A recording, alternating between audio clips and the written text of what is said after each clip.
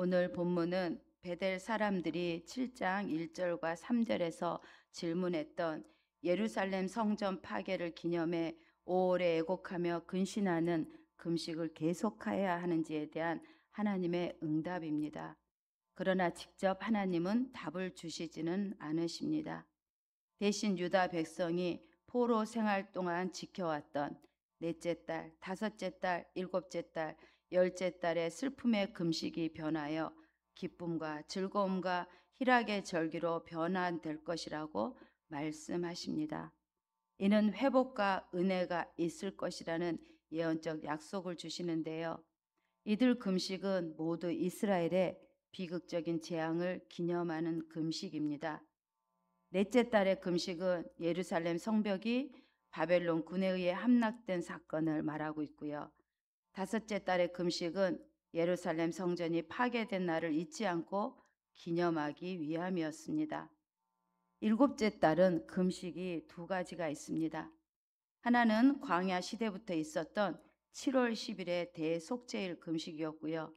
다른 하나는 유다 총독 그달리아가 암살당한 사건을 기억하기 위함이었는데, 그래서 이 대속죄일의 금식은 원래 율법에서 규정하는 것이므로 7월 금식에는 해당하지 않습니다. 다만 이 유다 총독 그달리아가 암살당한 사건을 기억하기 위해서 일곱째 달 금식을 또 행했던 것입니다. 열째 달의 금식은 바벨론이 예루살렘을 포위한 사건을 기억하는 의식이었습니다. 이렇게 이 모든 금식의 관행은 이스라엘 자손들이 70년이 지나 바벨론 포로에서 해방되어 고향에 돌아온 이후에도 계속되었고, 여전히 백성들의 삶이 고달팠다는 것들을 알 수가 있습니다. 처음 금식의 날을 정할 때는 마음이 남달랐을 것입니다. 그러나 금식의 날들이 늘어날수록 이들의 태도가 변질되었음을 알 수 있는데요. 잘못을 회개하고 하나님의 은혜를 구하기 위해 구별시킨 금식이 아니라 단지 처지를 비관하며 또 애통하면서 마음이 해소되는 것을 어떤 의식으로 행함으로 그런 지키는 금식이었던 것입니다. 그런데 그냥 두고 보고 계시는 하나님이 아니십니다. 회복의 은혜를 누리게 될 것이며 더 이상 과거의 아픔이 기억되지 않을 것이라 하십니다. 아픔이 기억나지 않게 하시는 것이 바로 은혜입니다. 어떻게 그런데 아픔이 완전히 기억나지 않겠습니까? 분명히 기억은 나지만 이전처럼 가슴을 후벼 파는 아픔으로 남지 않게 하시고, 아, 그런 일이 있었구나. 그런데 그것을 생각나지 않게 하시는 것, 오히려 아픔을 은혜의 재료로 삼으시는 그런 하나님이신 것들을 깨닫게 되게 하신다는 것입니다. 우리에게도 그렇게 동일하게 하십니다. 과거의 아픔에 머물러서 얽매여 살 필요가 없게 만드시고, 삶의 아픔과 상실 속에서도 하나님께서 역사하셔서 기쁨과 희락을 주십니다. 그렇게 하나님은 우리의 상처를 치유하시고 절망을 소망으로, 슬픔을 기쁨으로 바꾸어 주시는 분이신 것들을 오늘 말씀을 통해서 우리에게 또한 말씀하고 계십니다.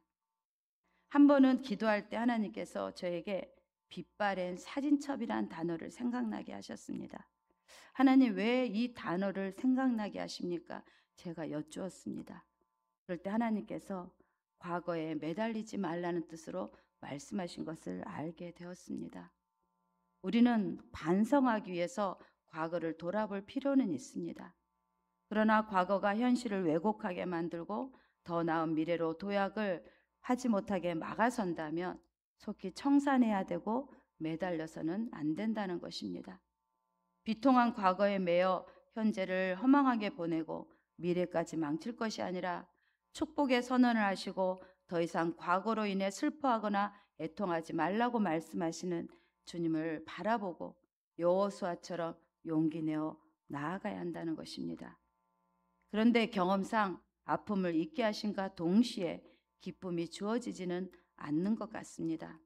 어느 순간 아픔과 고통이 생각은 나지만 아프지 않는 모습을 발견하게 되고, 또 차츰 아픔이 없어서 정말 좋다는 생각에 감사하게 되었던 것 같습니다. 완벽하게 100% 이루어져야 기뻐하는 것이 아니라 이루어져 가고 있는 것에 기뻐해야 하는 것이고요. 무엇보다도 기뻐하지 못하는 우리의 모습이 문제이고 또 기뻐하는 것이 믿음의 바른 반응이란 것을 우리가 알았으면 좋겠습니다. 회복의 때가 되면 19절 말씀에 진리와 화평을 사랑하라고 말씀하십니다. 이는 축복이 지속되는 길을 제시해 주시는데요. 이 진리는 하나님과의 관계를 말씀하고 있고요. 화평은 사람들과의 화목한 관계를 의미하고 있습니다. 이를 통해 알 수 있는 것은 하나님은 어떤 형식적인 종교 행위나 감정적인 반응만을 원하시지 않는다는 것입니다. 조금 전에 우리가 불렀던 410장에 내 마음의 한 노래에서의 4절에 보면 이 평화를 얻으려고 주 앞에 나아갈 때 주 예수님 우리에게 이 평화를 주신다고 고백하는 가사처럼 우리가 진리와 화평을 사랑하며 주님을 더 사랑하며 나아갈 때 우리에게 이 화평, 하나님이 주신다는 이 변화의 역사가 지속된다는 것들을 말씀하고 있다는 것입니다. 세상을 사랑하셔서 독생자 예수님을 이 땅에 보내시고 구원하셨던 그 하나님을 닮아서 사랑으로 행하라고 오늘도 우리에게 말씀하고 계십니다. 거짓을 좋아하지 말고 진리를 사랑하고 화평을 이루며 살라고 말씀하십니다. 단순히 어떤 감정의 표현의 사랑이 아니라 행동으로 이어져 나아가야 한다는 것을 뜻하고 있다는 것입니다. 이 말씀은 어제 우리가 읽은 14절부터 17절에서 하나님께서 은혜를 베풀기로 작정하셨음을 말씀하시며 은혜를 받기 위한 전제 조건으로서 공의와 사랑의 실천을 촉구하신 사실과 맥락이 같다고 하겠습니다. 무엇보다도 감정이 아니라 실천적 신앙이 중요하다는 것을 말씀하고 있습니다.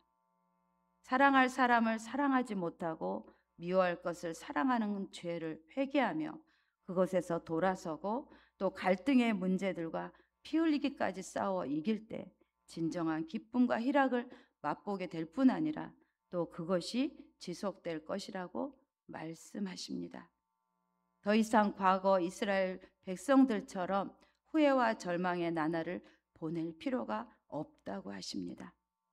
하나님의 구원과 축복에 감사하며 진리를 행하며 화평을 이루는 삶을 살되 풍성한 은혜를 자랑하고 주 안에서 기뻐하며 복된 삶을 살아가면 된다는 것입니다. 20절부터 23절에 보면 회복의 날에 전혀 예상치 못한 일이 생길 것이라 약속하십니다.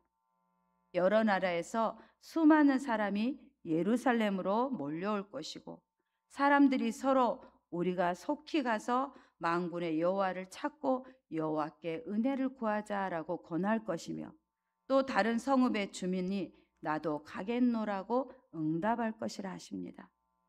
22절에도 보니 많은 백성과 강대한 나라들이 예루살렘으로 와서 만군의 여호와를 찾고 은혜를 구할 것이라고 말하고 있습니다.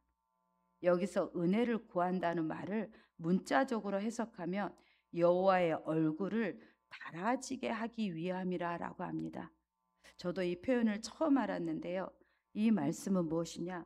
여호와의 얼굴을 달아지게 하기 위해서 최대한 할 수 있는 한 낮아지는 자세로 상대방에게 은혜를 구하는 것을 나타내는 말이라고 합니다.